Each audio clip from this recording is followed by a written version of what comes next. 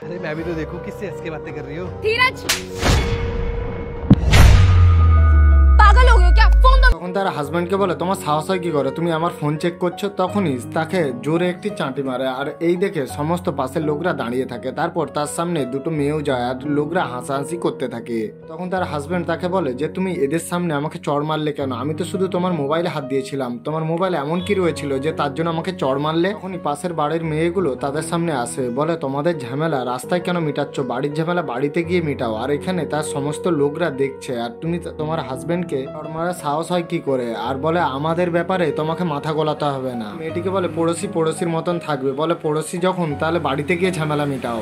রাস্তার মধ্যে এই ধরনের কাজকর্ম করলে পড়োশিরা বলবেই। তার হাজবেন্ড সে কিছু বলতে পারে না, কেননা তখন তার মনটা খুবই খারাপ হয়ে যায়। তখন তাদের পাশের বাড়ির মেয়েগুলোকে বলে তোমরা চলে যাও, আমাদের ঝামেলা আমরাই মিটিয়ে নেবো। তো বন্ধুরা দ্বিতীয় পার্ট দেখতে হলে অবশ্যই ভিডিওটাতে লাইক করে চ্যানেলটা সাবস্ক্রাইব করে